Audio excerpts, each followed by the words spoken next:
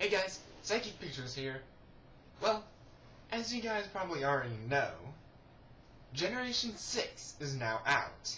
Pokemon X and Pokemon Y has been released today. Now, in celebration of this, I will be going and reviewing all 5 of the Pokemon generations and every game that I have played in each generation. So, without further ado, let's start off with Generation 1, with Red and Blue.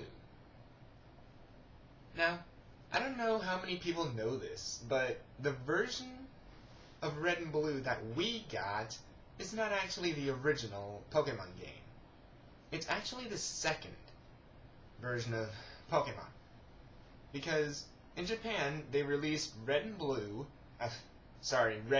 Green versions, and they were a bit incomplete and had a lot of glitches in it, from what I heard. So they released a Pokemon Blue that fixes a lot of the glitches and had better sprites. This is the version that we got. Now, for our Red and Blue, it's pretty much their Blue version, and I have to say, for nostalgia's sake, Red and Blue is probably as nostalgic as it gets.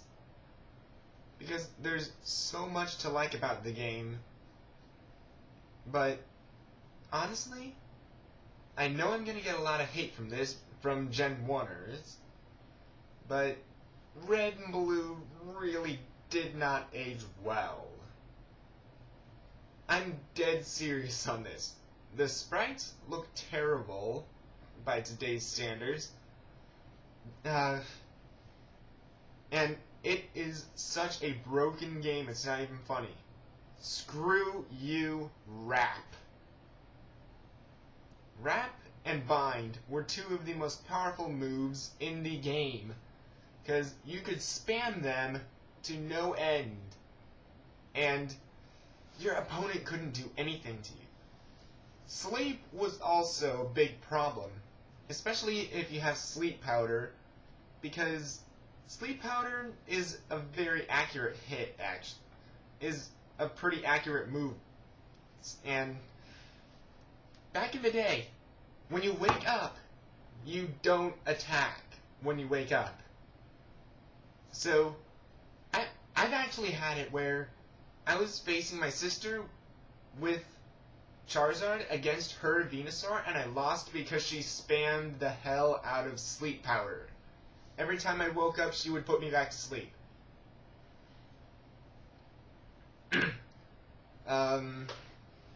Also, the Psychic type was so broken because there were almost no physical Bug-type move. There were almost no Bug-type moves whatsoever. I think the only one was actually Pin Missile, and it could be only learned by, I believe, Jolteon, actually. Now that I think about it, I think the only two Bug-type moves that were introduced in Generation 1 were Twin Needle, which is only learned by Beedrill, and Jolteon, which was only... Pin Missile! Which was only learned by Jolteon. Which, that's really something that you couldn't do. If you went up against a Psychic type, you pretty much had to hope your hits land because they were stupid overpowered. This would be fixed in Generation 2, but as of Generation 1, Psychic types were stupidly overpowered.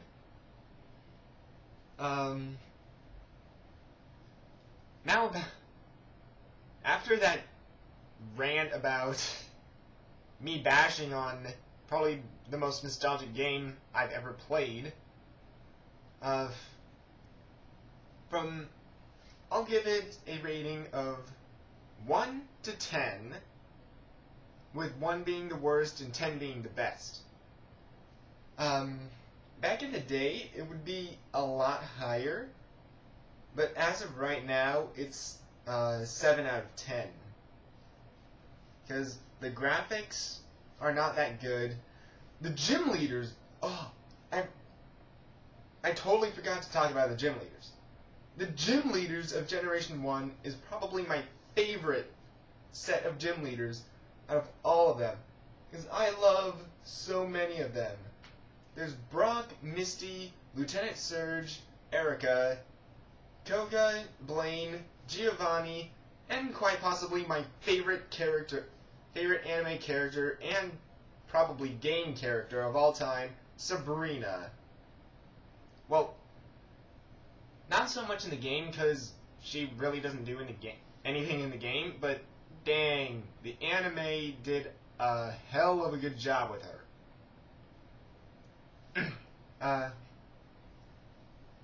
But yeah, by today's standards, I give it a 7 out of 10. And I'm actually being a little bit lenient because of the nostalgia, because it would have been a little bit lower, but not much. So let's go on to the next one, Pokemon Yellow. Now this, if you ever want a game from Generation 1, Pokemon Yellow is the game that you want. Because this one has much better graphics, it is much more difficult, and overall, it gives you more introduction to different typings, because Red and Blue really didn't do it that much. Because if you chose Bulbasaur or Squirtle, you have no problem with the first gym leader. In Pokemon Yellow, you'll have trouble.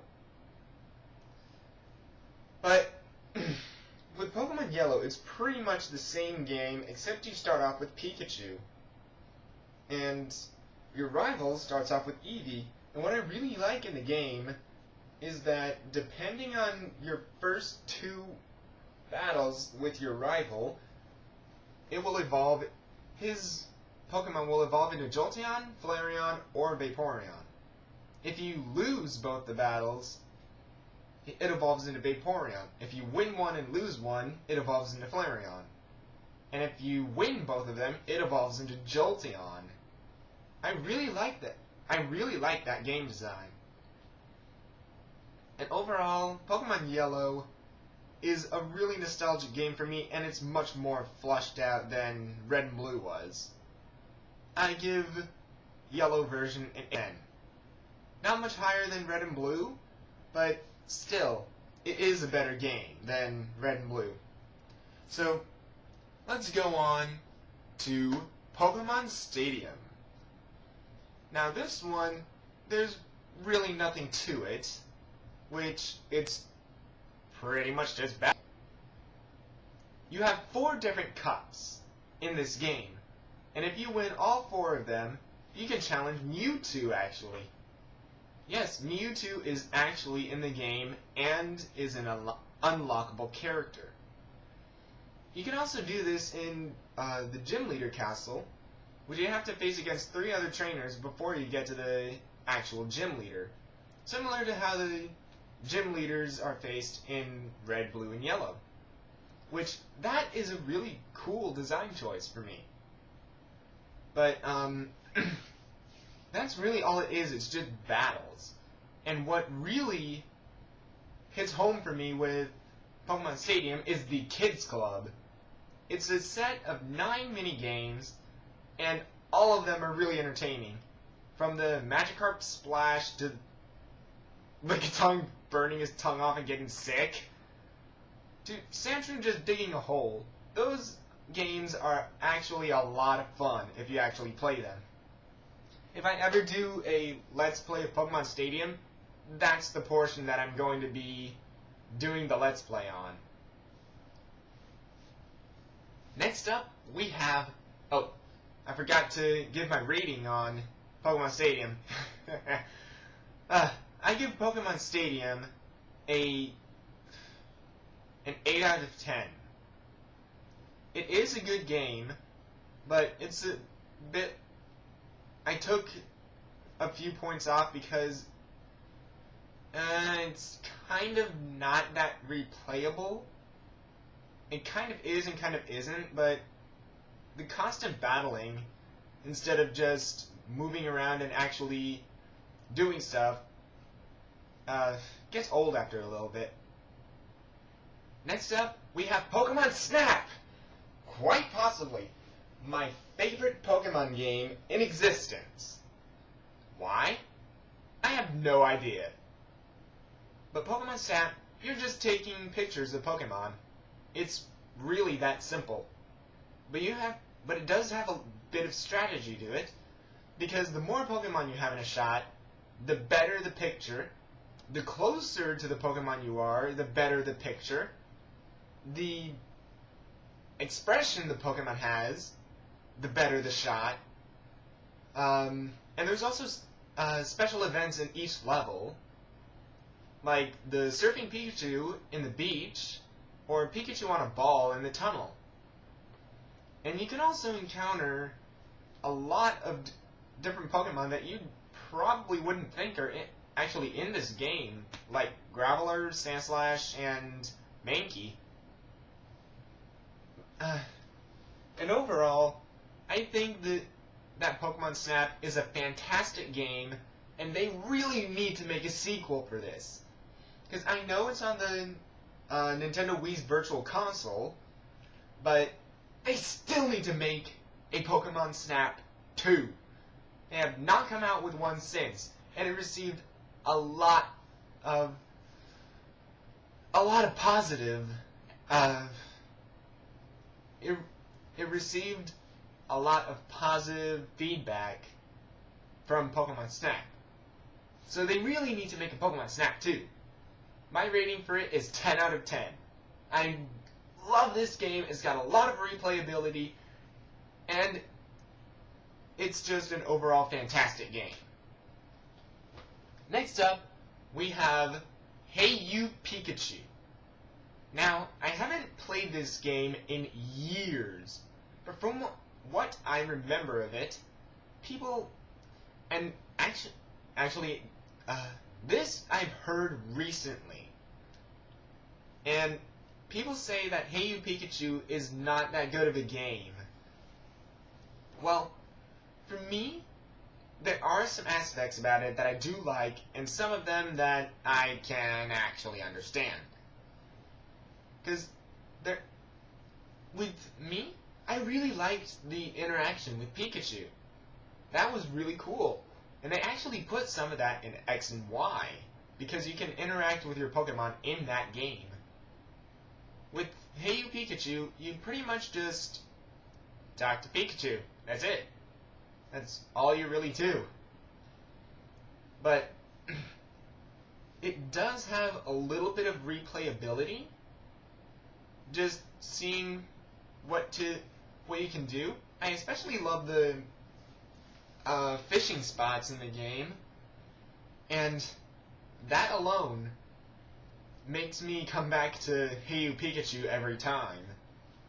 But I do understand that people might find it really boring, because it actually can get old really fast, unfortunately. So I give Hey You Pikachu a 7 out of 10. I really like the game, but I do admit that it does have its very weak points. And lastly, we have Pokemon Pinball. Now this game, I really don't know what to say about it, because like Hey You Pikachu, it's been a very long time since I've played this game. But from what I remember, it's just pinball with Pokemon. That's all it is.